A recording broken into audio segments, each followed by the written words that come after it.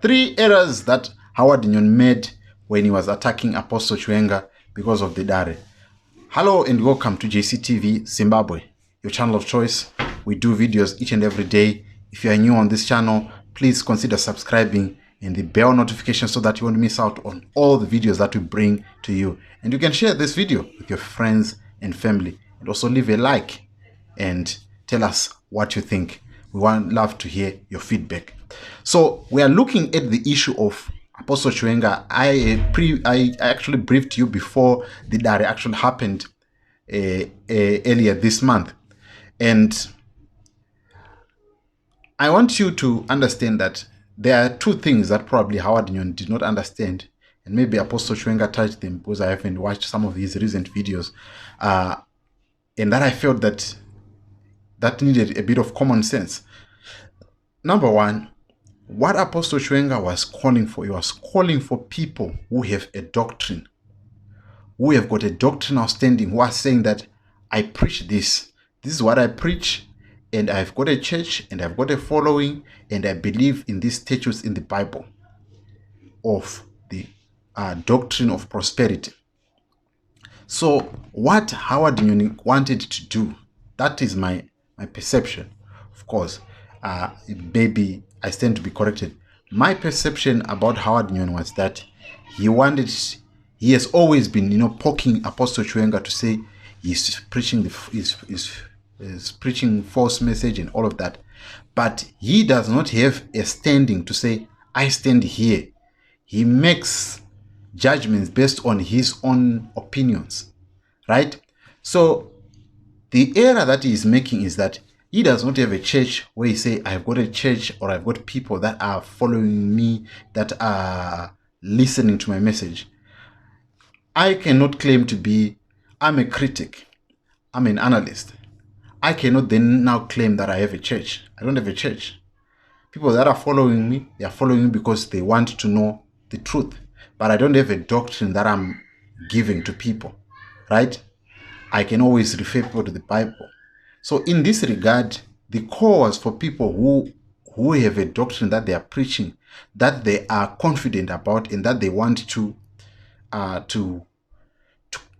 make sure that it is scrutinized on the lenses of the scripture. Like that pastor who came and he was, talking about wealth and prosperity and everything. He came with a doctrine and he was defending his doctrine based on the scriptures, which is what Apostle Chiwenga called for. So what Howard Nyoni wanted to do, and he said that he was blocked from doing that.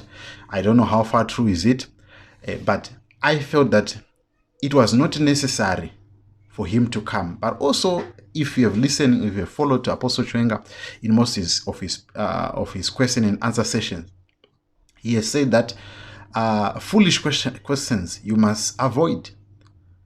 Avoid foolish questions because they only stir up strife and they don't add any value to you. So Paul, when he was speaking to Timothy, he said, avoid foolish questions. So that is also another reason that I felt that if they stopped him, they stopped him on that basis that he wanted to come and bring up foolish questions that do not have any value to the doctrine of Christ. He's somebody who is critiquing, but he does not have a doctrine where he stands on. That is point number one. Then point number two, that I felt he missed it. The issue that he said that Apostle Chiwenga, when he's speaking his prophecies, he speaks in riddles, but he criticized Ian Love for speaking in riddles. These are two different entities. He said, you are not supposed to speak in riddles when you are speaking to a man of God.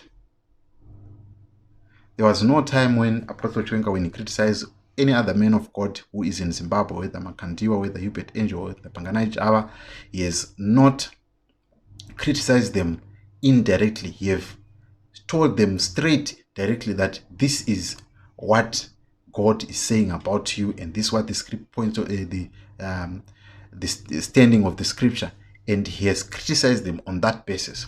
So those are the two things that you then ask, what is he trying to say? Anyway, maybe he's going to be afforded time to come and present his case.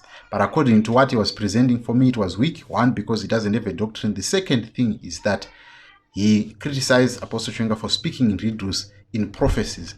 He said that when you are rebuking a man of God, you don't have to use prophecies in order to get your message, because there is nothing to fear.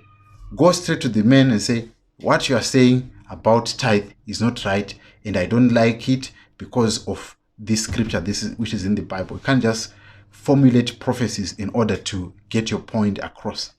That is what I felt that he missed it. Anyway, I would love to hear from you. What do you think about this whole thing? And what do you say about Howard Nyoni's presentation on the issue of him not being able to attend the Dare after he had made a pledge that he was going to be there?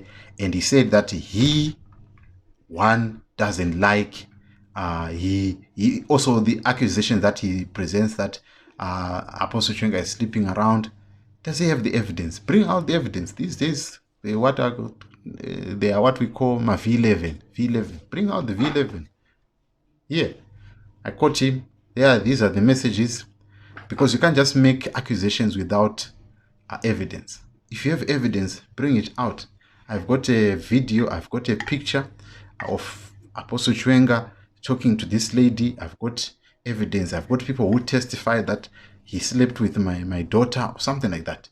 You can't just then come and make accusations without evidence. We don't do that. That's not how we live. But anyway, thank you so much for watching. Please tell me what you think in the comment section. I would love to hear from you.